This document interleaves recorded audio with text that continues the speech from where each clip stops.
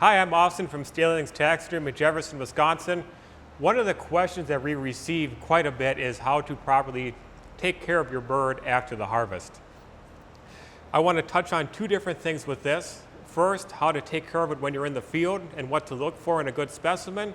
And second, how to take care of the bird when you get it back, how to properly wrap it for the freezer. As you can see here, we have a wood duck that was just harvested. It's a very nice specimen, it has a nice crown on it. It does have a broken wing right here. So this would be more of a duck that I'd recommend for a standing mount. Some broken bones in the wing we can fix and still do a nice flying mount on, but something that's broke out here, I would probably recommend a standing mount.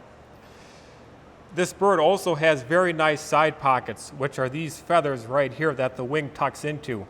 That's another determining factor for a standing mount versus a flying mount. A lot of your early season birds, this is still going to be what we call pin feathered, and they're not going to be nice and mature looking feathers. But this one has very nice feathers, so it would make a great standing mount. After you harvest your trophy, I recommend keeping it as cool as possible and keeping it out of direct sunlight. So keep it in the shade when you're in the blind. You don't want to carry the duck around by the neck. The neck feathers on a duck and the neck skin are very delicate. So you don't want to be carrying it around like this in the field. You also don't want to wring the bird's neck because that can damage the neck feathers as well as tear the neck skin. Some of that can be repaired, but it's going to affect the outcome of the mount at the end. I recommend carrying it by the leg. I'd much rather deal with a broken leg bone than have to deal with neck damage on here. So that is just fine if that leg bone would break. I also recommend that you do not gut the bird. You want to, because especially on a wood duck, the skin is very delicate down here. So just keep everything intact how it is and just keep it cool. When you come back from the field and you're getting ready to wrap the bird up, I recommend using plastic bags to do that, either garbage bags or ziploc bags. I don't recommend wrapping them in newspapers or paper towels or things like that, for the reason being is when you wrap it in those things, it's going to start to pull the moisture out of the bird, and that's going to start to dry the feet out and dry some of the skin out. The purpose of wrapping it in plastic is so that you create a barrier so air cannot penetrate on your bird.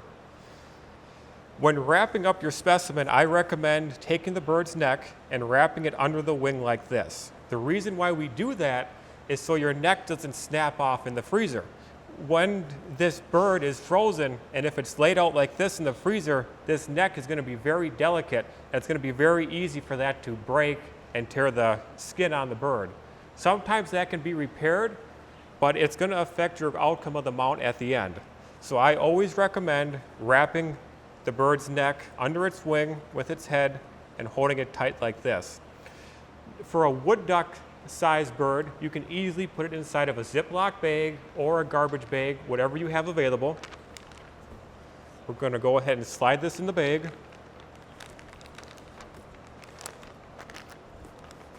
Want to make sure that our neck stays tucked under the wing. We want to burp the air out of the bag and Ziploc it shut. I recommend double zip-locking your birds or double bagging them if you're using garbage bags. That's just going to help to keep that air off the bird.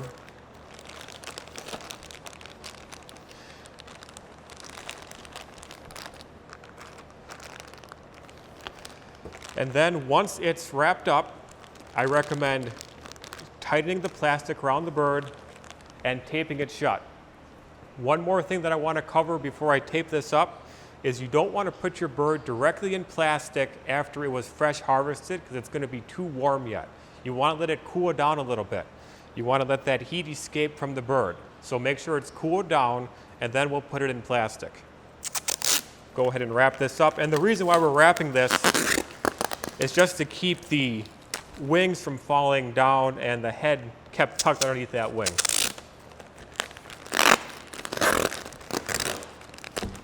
I also recommend writing on the bag what's inside of it, the date you shot it, as well as your name and address. That's all information that we'll need when you bring your bird into us to be mounted to stay compliant with the DNR records.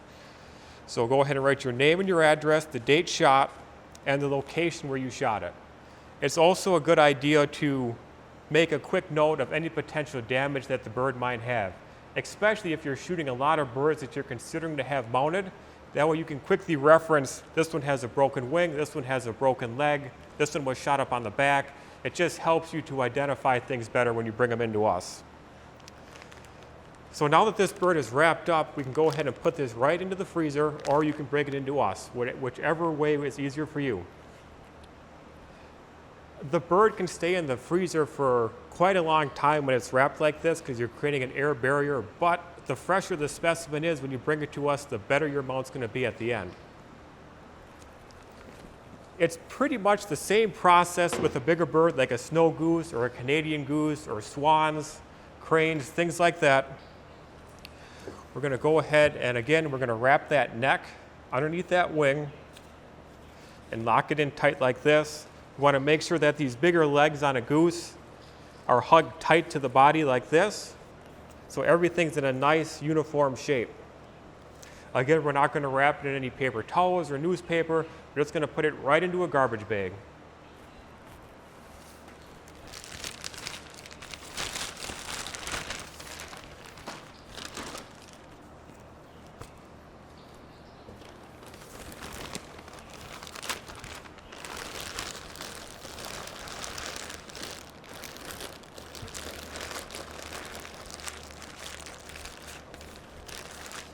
Go ahead and tape this end shut.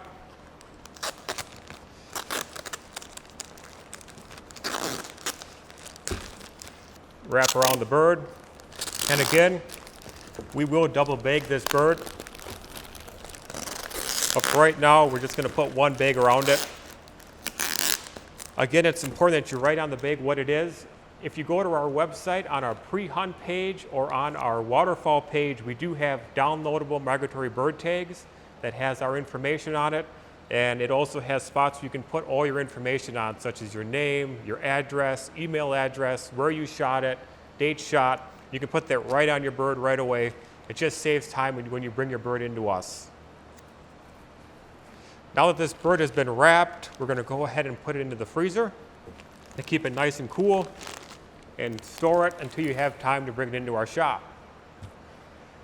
That's pretty much all that there is to wrapping your birds and taking care of them after your harvest. If you have any questions at all on the process, or if you need any tips on field care, be sure to look us up on Facebook or go to our website to our pre-hunt page, or give us a call anytime, 920-674-3724, or on our website, taxidermyplanet.com. Good luck hunting.